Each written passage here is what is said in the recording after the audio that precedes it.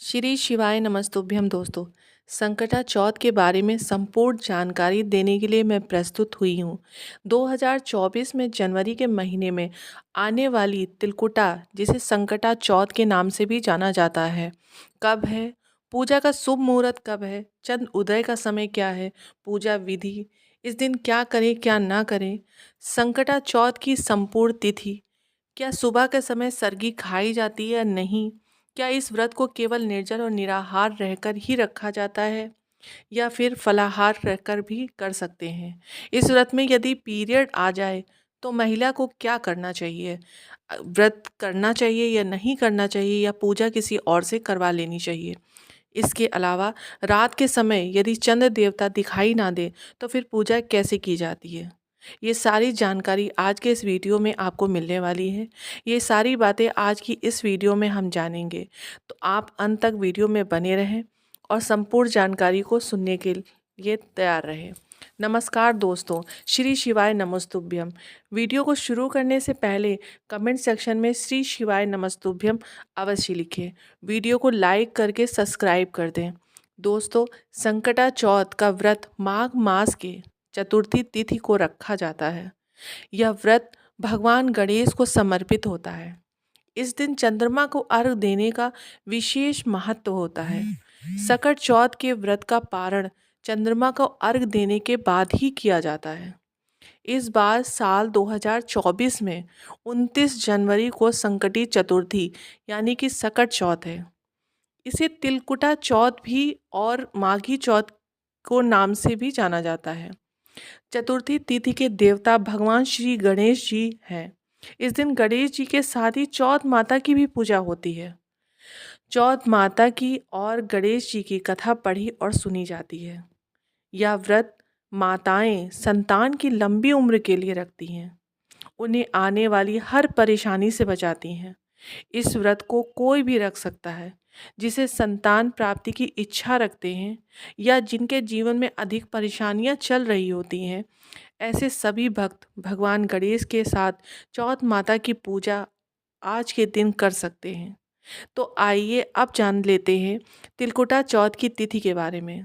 तिलकुटा चौथ तिथि प्रारंभ होगी 29 जनवरी सोमवार की सुबह 6:12 में और समाप्त होगी 30 जनवरी मंगलवार की सुबह 8:54 पर।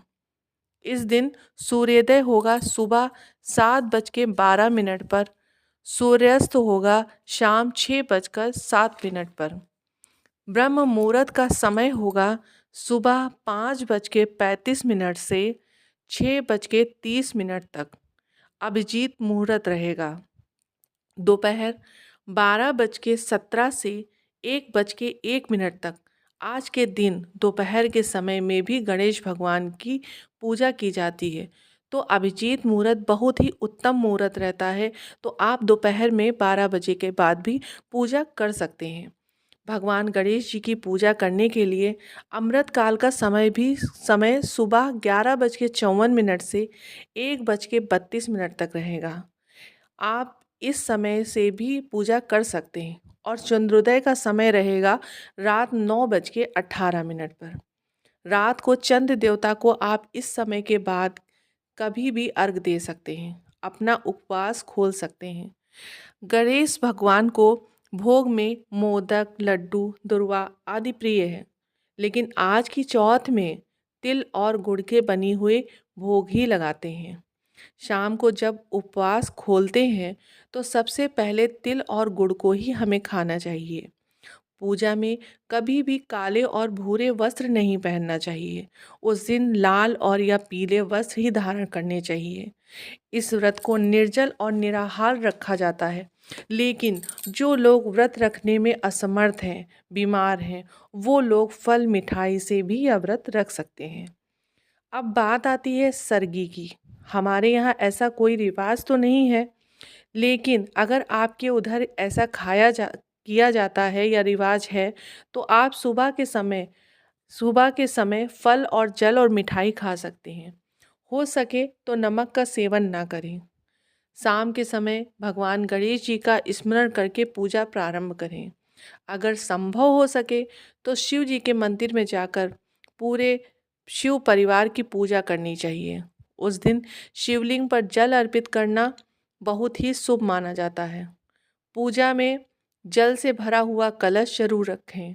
चंद्रोदय होने पर आपको उसी जल से अर्घ देना चाहिए। कथा पढ़ते और सुनते समय हाथ में तिल और गुड़ अवश्य रखें। कथा समाप्त होने के बाद उसे गणेश जी के ऊपर चढ़ा दें। इस व्रत को कुंवारी कन्या भी विद्या अध्ययन के लिए भी रख सकती हैं। इस समय आपको पीरियड आ जाए तो आप व्रत जरूर रखें और मानसिक रूप से भगवान गणेश जी की पूजा भी कर सकते हैं। मोबाइल के जरिए कथा पढ़ या सुन सकते हैं, या परिवार में कोई दूसरा हो तो आप उससे भी पूजा रखवा सकते हैं। इससे भी आपका व्रत पूर्ण हो जाएगा। संकटा माता से अपने परिवार के लिए, अपनी संतान के सुखद भविष्य के लिए पूरे मन से प्रार्थना करें। श्री शिवाय नमस्तुभ्यम।